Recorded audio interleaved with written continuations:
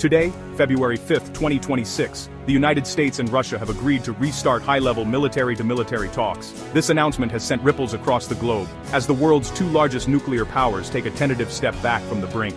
The eyes of diplomats, analysts, and ordinary citizens everywhere are fixed on what happens next. For the first time since the war in Ukraine began nearly 4 years ago, senior military leaders from both nations will re-establish formal communication. This is not just a routine diplomatic gesture, it's a significant moment that could shape the future of international relations and the security of millions. This move signals a shift from confrontation to cautious dialogue, with major implications for global security. The stakes are high, and the risks of miscalculation have never been greater. When nuclear powers stop talking, the risk of catastrophic mistakes rises daily. The world remembers too well the close calls of the past when misunderstandings nearly led to disaster. The Ukraine conflict has created a volatile environment, with Russian and NATO forces operating dangerously close. Everyday troops, tanks, and aircraft from both sides move within striking distance, raising the specter of unintended escalation. Reopening these channels is a deliberate effort to put guardrails back in place. It's about creating mechanisms to prevent misunderstandings, manage crises, and avoid the kind of missteps that could spiral out of control. Even in deep disagreement, talking is safer than silence. Dialogue, even when tense, Iwan Sakan Singh Bon Kroan, is Kramas is the only way to reduce suspicion and build the trust needed to prevent conflict. This is the first breakthrough in direct military contact since the 2022 invasion of Ukraine, which plunged relations into crisis. The world watched as diplomatic bridges were burned, and the threat of wider war loomed. Diplomatic ties were frayed, and essential military channels were severed. For years, both sides operated in a fog of uncertainty, with little way to clarify intentions or de-escalate dangerous incidents. Now, the agreement to resume dialogue offers a crucial glimmer of hope. It's a reminder that even after years of hostility, progress is possible when leaders choose engagement over isolation. And the war in Ukraine affects the world, from energy prices to food shortages and global uncertainty. Every nation, whether directly involved or not, feels the impact in their daily lives, from the cost of fuel to the price of bread. Any action that reduces the risk of escalation is welcome news. The world is hungry for signs of stability, and even small steps toward peace can have far-reaching effects. Restarting military talks is a step toward de-escalation and a more stable security environment. It's a reminder that dialogue, no matter how difficult, is the foundation of peace, and that the world is watching, hoping, and waiting for more. The breakthrough meeting didn't happen in Geneva or Vienna, but in Abu Dhabi, UAE, a neutral ground for sensitive talks. U.S. European Command's General Alexis Grinkowicz met with senior Russian and Ukrainian military officials, including Ukraine, ensured the nation at the conflict's center had a voice in de-escalation. The UAE's role as an intermediary enabled candid, off-the-record discussions. The focus wasn't on ending the war, but on re-establishing reliable military communication to prevent escalation. Quiet, behind-the-scenes efforts led to this summit. The talks address technical details, how calls are made, who's on the line, and what protocols ensure clarity. The outcome: a clear agreement to restore formal dialogue for transparency and risk reduction. Having the US, Russia, and Ukraine in one room to discuss military safety is a significant, if preliminary, achievement.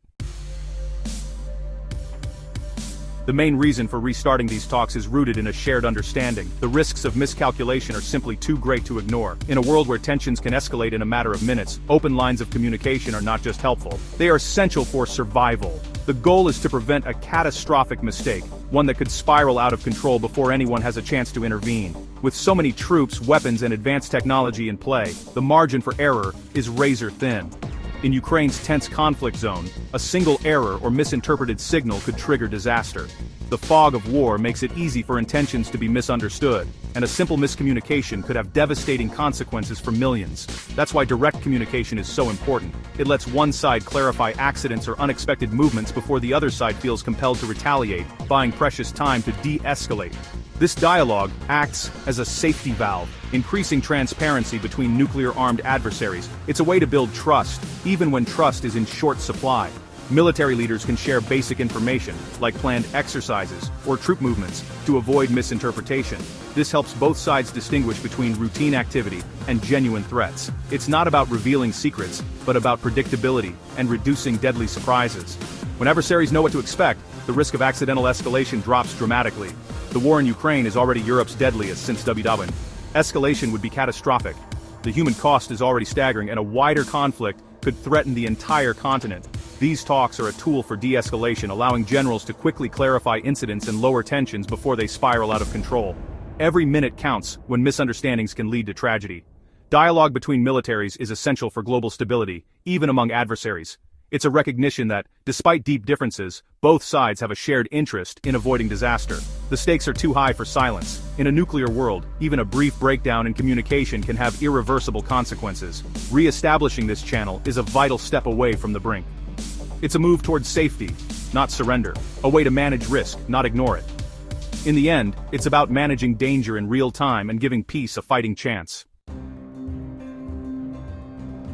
To grasp today's significance, we must look back. In February 2022, Russia's full-scale invasion of Ukraine shattered decades of European peace. The US and allies responded with sanctions and massive aid to Ukraine, halting most military contact with Moscow. Communication channels once essential for stability were deliberately closed to isolate Russia. For nearly 4 years, there's been no regular high-level contact between US and Russian militaries. This silence coincided with military buildups and aggressive maneuvers, increasing the risk of direct clashes. The Ukraine conflict is now the defining geopolitical struggle of our time, a clash of worldviews. On one side, sovereign nations choosing their destiny. On the other, power imposing its will. The US and Russia back opposing sides, making military silence perilous. Breaking that silence is a significant step. The Ukraine war's impact is measured in human suffering. Hundreds of thousands dead, cities destroyed, millions displaced. This tragedy is why reducing the risk of wider conflict is so vital. The war's effects are global: food shortages from blocked Ukrainian exports, soaring energy prices, and economic hardship. The conflict has revived Cold War-era fears, including the threat of nuclear escalation. Tension disrupts economies, supply chains, and forces nations to divert resources to defense. The psychological burden is heavy worldwide. Restarting military talks isn't just diplomacy, it's a concrete step to protect lives and lower the risk of global catastrophe. Every move towards safety helps ease economic and psychological pressures everywhere. Military-to-military communication is a vital, often misunderstood tool for peace. It's not just about exchanging pleasantries or formalities, it's a lifeline that can mean the difference between calm and catastrophe. In a world where misunderstandings can spiral out of control, these direct channels are more important than ever. It's a direct line between armed forces, even rivals, to manage real-world risks, not politics. These conversations are often confidential, focused on immediate threats or incidents, and designed to keep military actions from being misinterpreted as hostile intent. Generals talk about operations, not treaties, ensuring clarity and preventing misunderstandings. They discuss troop movements like exercises or unexpected incidents, making sure both sides know what's happening and why. Without this channel, a lost drone or misstep could be seen as a provocation, risking escalation. Even a simple navigation error could trigger a dangerous chain reaction if there's no way to clarify intentions quickly. With it, a quick call can diffuse tension and prevent crisis. These hotlines allow officers to explain, apologize, or de-escalate before things get out of hand, often in real time. These channels build professional respect and understanding. Even when governments clash, military leaders may disagree, but they recognize the shared responsibility to avoid unnecessary conflict. Military professionals share a language of safety and procedure, allowing frank, pragmatic conversations. This common ground helps them cut through political noise and focus on keeping their forces and civilians safe. They set rules for operating in crowded skies or seas, avoiding collisions and confrontations. These agreements are practical, covering everything from radio frequencies to emergency maneuvers, and are updated as technology and tactics evolve. Military-to-military dialogue is the ultimate safety net, the emergency brake when things go wrong. It's the last line of defense against miscalculation, confusion, or accidental escalation. Its speed and credibility are crucial in a world of fast-acting weapons. When minutes matter, trusted communication can stop a crisis before it starts. The breakdown of US-Russia communication was one of the Ukraine crisis's most dangerous aspects. Without these channels, the risk of miscalculation and unintended escalation rises dramatically. Restoring it is fundamental for a safer, more predictable world. When militaries talk, the world is less likely to stumble into disaster, and more likely to find a path to peace.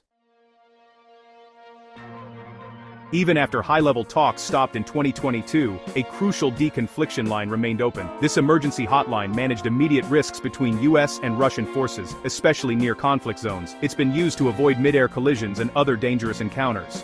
Deconfliction lines, like those used in Syria, create virtual no-go zones to prevent accidental engagements, but their scope is limited, tactical, not strategic.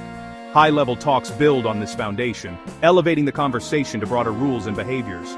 Combining tactical deconfliction with strategic dialogue creates a more robust safety net.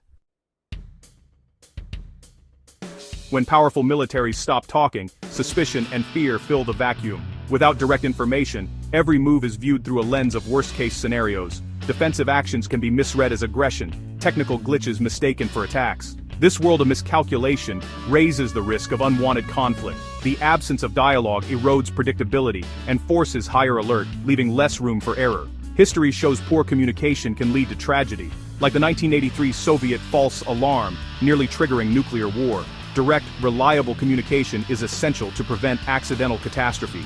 The Ukraine war has created Cold War-level tension, but with fewer safeguards. Restoring these channels is a direct response to this danger. Reopening communication replaces suspicion with facts and reduces the risk of disaster. Restarting high-level military talks won't end the Ukraine war or resolve deep divides, but it's a crucial step toward managing today's dangers. By reopening direct channels, both sides choose pragmatism over posturing. Even adversaries share an interest in avoiding catastrophe. For militaries, it's a tool to prevent accidents. For leaders, it reduces the risk of wider war.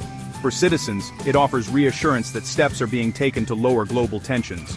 Trust is shattered and talks will be tense, but operational safety is the focus. The goal isn't friendship, but responsible management of rivalry. Communication is the foundation of stability, allowing problems to be managed before they become crises.